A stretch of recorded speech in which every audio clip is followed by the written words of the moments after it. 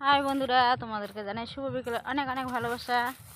তো দেখো আমি কোথায় এসেছি, আজকে আবারও এসেছি খোলা আকাশের নিচে সবুজ বাগানের পাশে। কত সুন্দর ভুট্টার ক্ষেত, দেখো ভুট্টার আগালগুলো কেটে কেটে দেওয়া হয়েছে, শুধু ভুট্টাগুলো আছে। তো এই দেখো ভুট্টাগুলো কত সুন্দর। আর আমার হাতে এই যে ঝুড়িটা, আমি আবার আজকে লঙ্কা উঠাবো।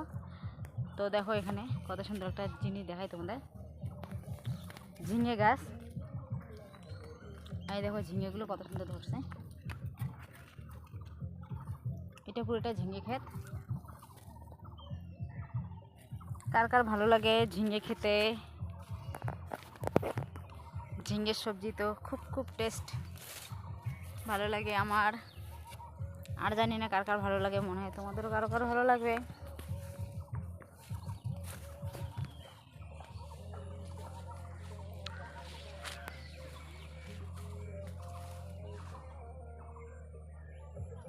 কত সুন্দর লাগছে। কয়দিন পরে এরকম প্রাকৃতিক সৌন্দর্য আর থাকবে না, তখন অন্যরকম একটা সৌন্দর্য আসবে। সব সিজনে সব রকম সৌন্দর্য থাকে না, সৌন্দর্য পাল্টায়। তো এখানে দেখো করলার গাছগুলো কত সুন্দর হয়েছে,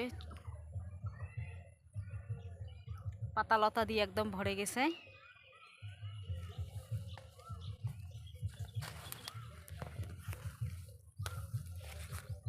আর এদিকে যে ভুট্টাগুলো দেখছো, এই ভুট্টাগুলো কিন্তু একদম পুরাট হয়ে গেছে।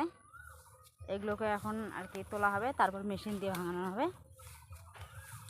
তো যাদের যাদের ওইদিকে আছে তারা তো জানবেই, যাদের এদিকে নাই তারা তো জানে না কিভাবে কি করতে হয়। তো দেখো আমি কত সুন্দর বাগানের ভেতরে প্রবেশ করেছি, সবুজ বাগান। আর এদিকটা হচ্ছে হলুদ বাগান। তো খুব সুন্দর একটা প্রাকৃতিক পরিবেশ, যা মনকে একদম শান্ত ও সুন্দর করে দেয়। খুবই ভালো লাগলো আমার এখানে এসে।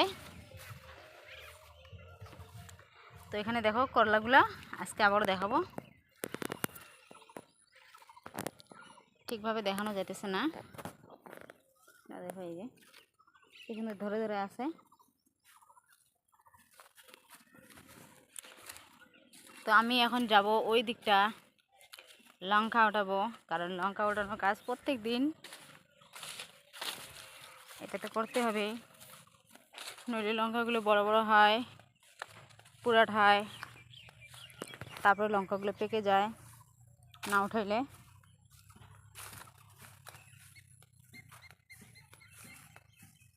তো এই রকম পরিবেশে আমার তো খুবই ভালো লাগে, জানি না আর কার কার ভালো লাগে, তবে আমি মনে করি সবাইরে ভালো লাগবে বা লাগে। তো আমি যেদিন যেদিন আসি এখানে তোমাদের সঙ্গে শেয়ার করি।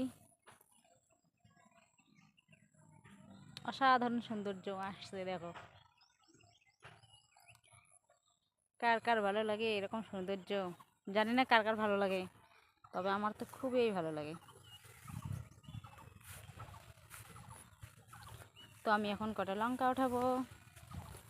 সবাইকে জানাই অনেক অনেক ভালোবাসা, সবাই ভালো থেকো। আজকের মতন টাটা সবাইকে, আবার আসবো অন্য দিন।